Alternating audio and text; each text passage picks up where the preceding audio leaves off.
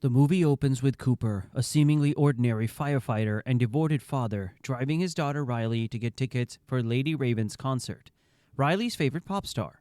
As the duo arrives at the bustling Tanaka Arena, the atmosphere is electrifying. The venue is alive with energy, filled with fans eagerly awaiting Lady Raven's performance. However, Cooper begins to notice something very unusual, a heightened police presence that seems out of place for a pop concert. Armed officers are stationed at every entrance, their eyes scanning the crowd with precision. Nevertheless, he tries to maintain his cool, wanting to make the day very special for Riley as a reward for her good academic performance. But as they enter the concert arena, Cooper feels very uncomfortable as he spots many more police officers at every nook and cranny. Suddenly, he tells Riley that he wants to use the bathroom and instructs her not to go anywhere. Inside the bathroom, he checks his phone and views footage of a man chained up in a dimly lit basement. Cooper's curiosity leads him to strike up a conversation with Jamie, a friendly vendor and arena employee, who inadvertently reveals critical information. Jamie explains that the FBI has orchestrated a sting operation at the concert to capture a notorious serial killer known as the Butcher. The authorities have received intelligence that the killer will be present among the audience. Cooper feels uneasy after receiving this information. This revelation and his reaction add a layer of tension to the narrative, as viewers are made aware that Cooper himself is the Butcher. Meanwhile, Cooper begins to strategize his next move. He shoves a woman down the stairs to create a commotion and sneak out in the process. However, this plan does not work out as the FBI has sealed all the entrances. Riley is becoming suspicious of her father's sudden change in demeanor. Since sneaking out through the entrance is not possible, and he does not want to make his daughter any more suspicious, he agrees to go back for Lady Raven's next song. Inside, he is restless, checking and scanning every possible route to escape. He leaves the arena and goes back to Jamie to ask for a concert t-shirt. Jamie tells him he will get one for him from the store. Cooper sees an opportunity and volunteers to help him get the t-shirt. Inside the store, he tactfully steals Jamie's ID card while pretending to help him bring down the t-shirt box. He uses the card to gain access to a room meant for employees only. There, he pretends to be an employee and eavesdrops on the FBI as they devise a plan to catch him. He steals an FBI walkie-talkie before leaving the room. He uses the walkie-talkie to listen to every piece of police intelligence. He soon realizes that the FBI knows his every possible move. With the FBI closing in, he desperately needs a way to create chaos and confusion that will allow him to slip away unnoticed.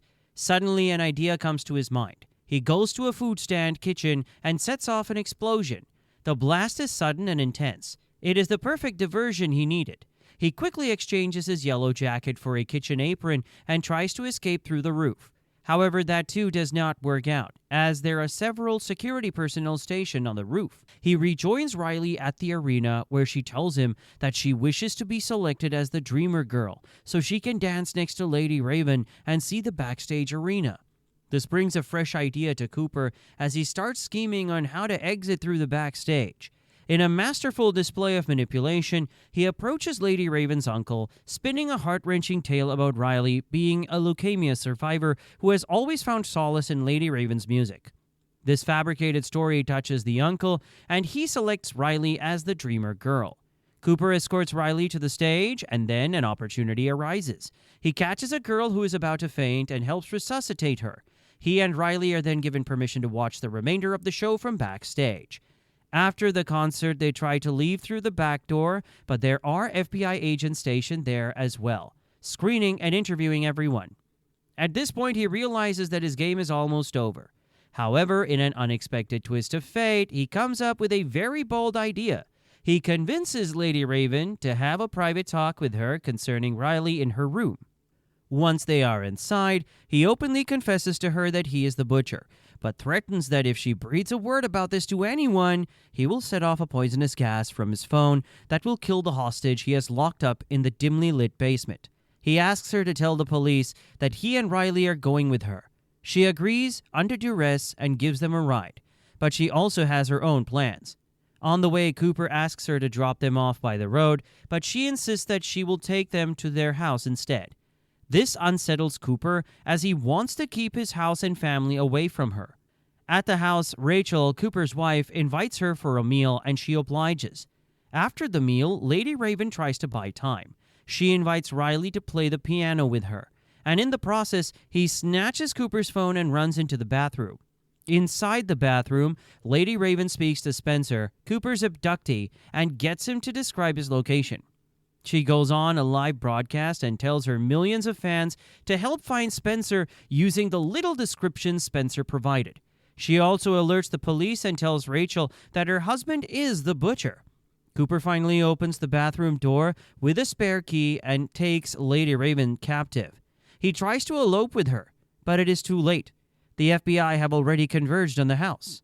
In a last-ditch effort to save himself, Cooper escapes through a tunnel in his house that leads directly to a neighbor's compound, wearing an FBI uniform. Meanwhile, the FBI disperses all non-security personnel from the scene. Lady Raven is escorted to her limo and is driven away. Little does she know that her security details have been alerted and her driver is none other than Cooper himself. On the way, Cooper reveals himself and handcuffs Lady Raven to a rail in the car. However, luck is on her side as a traffic jam presents a perfect opportunity for her to escape, and she takes it. In the blink of an eye, the FBI shows up, thinking Cooper is still in the driver's seat.